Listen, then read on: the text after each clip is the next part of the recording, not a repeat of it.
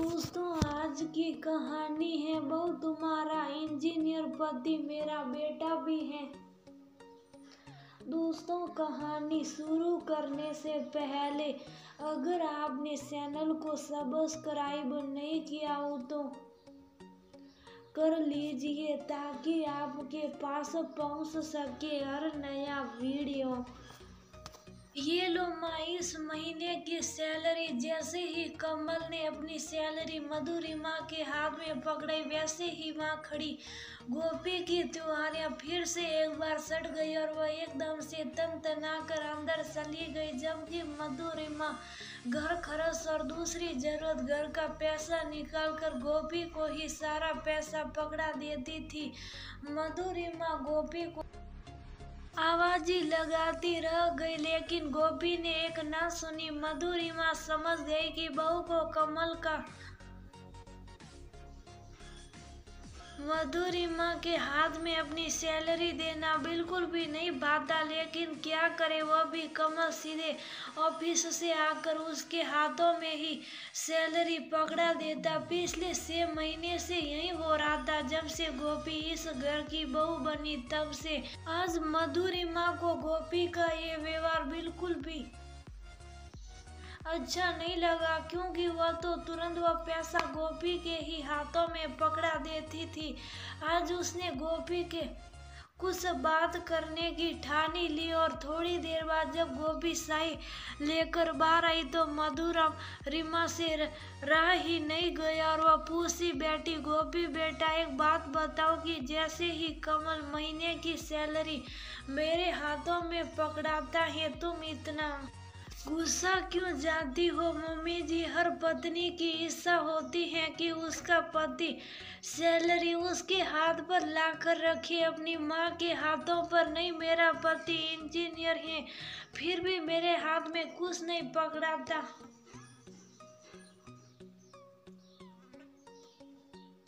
जबकि शादी के पहले मेरी सहेलियां कहती थी कि गोपी तुम्हारे तो मजे, क्योंकि इंजीनियर पति जो मिला। जब महीने के आखिर में खरे खरे नोट पकड़ाएगा तब तो तुम्हारी लॉटरी ही लग जाएगी, लेकिन कमल को तो आपके अलावा कोई और नजर ही नहीं आता।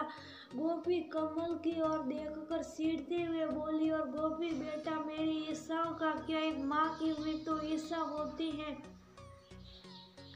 कि उसका बेटा कमाई करके लाए और उसके हाथों में पकड़ाए। बच्चों के होने के साथ ही एक एक दिन करके माँ सपना देखती रहती है कि कब बच्चे पढ़ लिख कर बड़े होंगे और कब वो अपने माँ बाप के सपनों को पूरा करेंगे। और हाँ, एक बात और गोपी बेटा, तुम्हारा इंजीनियर पति मेरा भी बेटा है।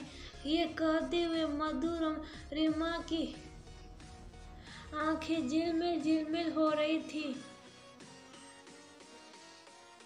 और गोपी, तुमको पता कि मेरा इंजीनियर बनना इतना आसान नहीं था। पापा की छोटी सी कॉन्फेक्शनरी की दुकान, बाबा दादी और मैं सबका खर्चा उस छोटी सी दुकान से चलता था। पापा को कई बार मैंने पैसों के लिए परेशान देखा और उस समय मम्मी ने आगे बढ़कर टिफिन बनाने का काम ले लिया। दादी भी बूढ़ी हाथों से माँ का संघर्ष देखकर सहायता करने लगती। मेरा पढ़ाई में मन लगता था तो मम्मी और पापा दोनों ही आगे पढ़ने के लिए मुझे प्रोत्साहित करते। मम्मी ने मुझको पढ़ाने के लिए लोन नहीं लेने दिया, बल्कि अपने मायके से मिले हुए गहनों की आहुति सिर्फ इसलिए सधा दी कि मेरे ऊपर लोन का भार न रहे। इसीलिए मेरी सैलरी पर सबसे पहला हक मेरी मम्मी का, और फिर मम्मी तो जरूरत भर का पैसा निकाल कर तुरंत तुम्हारे हाथों में ही सारा पैसा पकड़ा देती है। बल्कि पिछले महीने भी उन्होंने तुम्हारे ही हाथों में सैलरी देने के लिए कहा था, लेकिन मैं अपनी मम्मी की भावनाओं को बिल्कुल भी नहीं कुचल सकता। कमल की आंखों से आंसू बह रहे थे। सॉरी मम्मी जी, मुझको माफ कर दीजिए, मुझसे गलती हुई, लेकिन आज के बाद कभी भी ऐसा नहीं होगा। पता नहीं क्यों मैं कमल पर अपना एकाधिका समझने लगी और ये भूल गई कि मुझसे पहले आप उसकी माँ है। गोपी के शब्दों में प्रस्ताव झलक रहा था। गोपी बैठा, माफी की कोई बात नहीं, बात सिर्फ समझने की है, वरना यही छोटी छोटी सी बातें घर में कलह का कारण बन जाती है। मैं वादा करती हूँ कि अगली बार से कमल अपनी सैलरी तुम्हारे हाथों में ही पकड़ेगा। मधुरिमा गोपी के सिर पर हाथ फेरते हुए बोली, लगता है कि मम्मी जी आपने मुझको माफ नहीं किया। अब कमल और आपके हाथों में भी सैलरी देता है तो मुझको कोई फर्क नहीं पड़ने वाला, ये मेरा भी वादा है आपसे। गोपी मधुरिमा के गले लगकर बोली, मेरी अच्छी बहू। और मधुरिमा ने भी गोपी को कसकर चिपका लिया और कमल पास में ही बैठा सास बहू का प्रेम देखकर मुस्कुरा रहा